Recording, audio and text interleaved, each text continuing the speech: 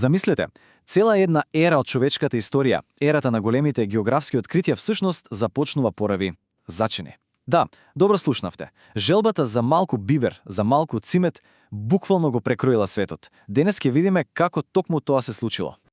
Па зошто? Зошто некој би ризикувал се за зачини? Работата е што во 15-тиот век зачините вределе повеќе од злато. Не биле само за зачинување. Тие биле лек, биле начин да се сочува храната пред да постојат фрижидери. И најважно од се, биле статусен символ. Ако сте имале бибер, сте биле некој. Цела Европа била, да речеме, зависна од нив. И токму таа зависност наскоро ќе стане огромен проблем.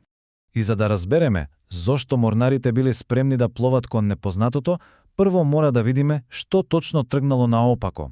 Мора да зборуваме за затворањето на Истокот. Значи, со векови работите функционирале колку толку.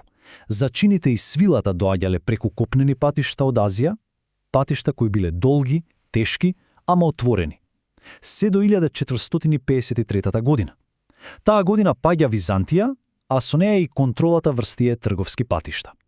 Одеднаш Османлиската империја ја држи клучната порта кон Истокот, и таа врата наеднаш се затвора со тресок. И што се случува тога некој има монопол? Цените одат до небо. Одеднаш пристапот до бибер, цимет, карамфилче, сето тоа станува неверојатно тешко и прескапо. Замислете, цената на биберот скокнала толку многу што се користел како валута.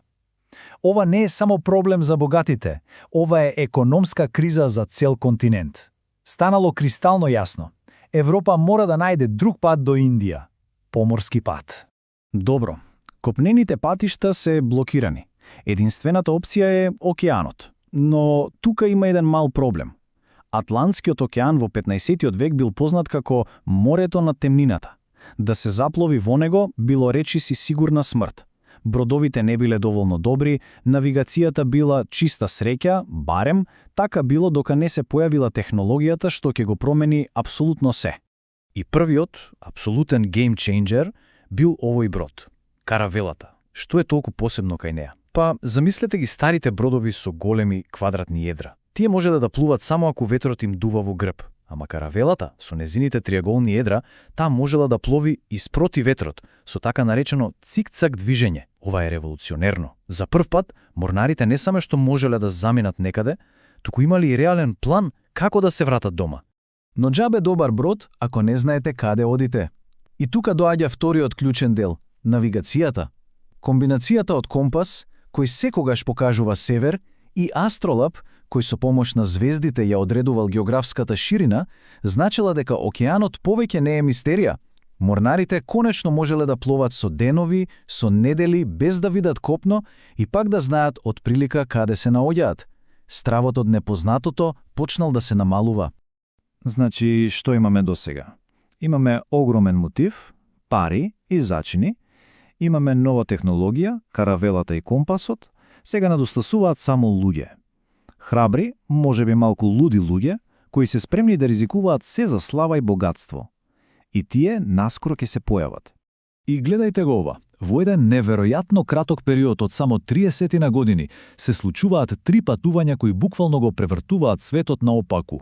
1492, 1498 и 1519. Ајде да ги видиме едно по едно. Прв на сцената се разбира е Кристофер Колумбо. Во 1492, со поддршка од Шпанија, тој имал една на хартија брилјантна идеја. Зошто да се заобиколува Африка, кога земјата е тркалезна? Ке пловиме на запад и ке стигнеме до Индија од другата страна. Логично, нели? Само што помеѓу Европа и Азија имало нешто што никој не го очекувал. Цел еден нов свет. И најголемата иронија? Колумбо умрел убеден дека стигнал до Азија. Никогаш не сватил што всушност открил. Добро. Додека Колумбо мислел дека е во Индија, еден друг човек, португалецот Васко де Гама, 6 години подоцна, решил да оди по потешкиот, но посигурниот пат. Тој трмнал на југ, го заобиколил целиот африкански континент и успел. Тој е првиот што стигнал до вистинската Индија по морски пат. Со ова, Португалија го добива джекпотот. Директната линија до зачините е отворена, а парите почнуваат да течат во лисабонските пристаништа. И сега доаѓаме до можеби најголемиот подвиг од сите – Фернандо Магелан. Неговата цел не била само да стигне до Индија, туку да го направи она што никој дотогаш не го направил – да ја обиколи целата земјина топка. Замислете ја таа храброст. Експедицијата била пекол, траела 3 години. Од 5 брода и над 200 луѓе се вратил само еден брод со 18 преживеани. Самиот Магелан не преживеел. Но тие 18 луѓе го донеле конечниот доказ. Не теорија, не предпоставка, туку жив доказ. Земјата е тркалезна. Значи, патиштата се отворени, земјата е тркалезна, но последиците од овие патувања се многу, многу подлабоки од тоа. Ова не е само отворење на трговија, ова е судир на два света кои постоеле во изолација илјадници години. И тој судир ќе промени се. Првата голема последица е економска. Замислете дека целиот светски бизнис со векови се вртел околу Средоземното море. Венеција, Дженова, тие биле центрите на моќта. Сега, одеднаш, фокусот се префрла. Атлантикот станува новиот центар на светот. Шпанија, Португалија, Англија, Франција. Нациите со излез на Атлантикот стануваат новите суперсили. Протоа, доаѓа нешто што денес го нарекуваме Колумбова размена. Ова е фасцинантно. Застанете и размислете. Што би била македонската кујња без компири, домати, пиперки, граф? Што би била италијанската без домати? Швајцарската без чоколадо? Сите тие растенија дошле од Америките. Во замена, Европа ги донела коњите, говедата, шеќерот. Но за жал, донела и нешто друго. Болести, како сипаници, на кои домородното население немало никаков имунитет. И секако, каде што има нови земји и нови ресурси, има и трка за нивно освојување. Ова е почетокот на колонијалната ера. Шпанија и Португалија, а потоа и Англија, Франција, Холандија почнуваат да градат империи кои се протегаат низ целиот свет. Ова не е само цртање нови граници на карта, ова е целосно преобликување на глобалната политика и на животите на милиони луѓе. Но, можеби најважната последица не е на картата, туку во човечкиот ум. Со патувањето на Магелан, една од најстарите мистерии е конечно решена.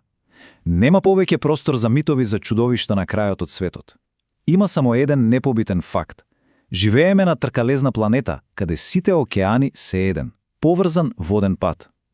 Ова го менува начинот на кој човештвото се гледа себе си и своето место во универзумот.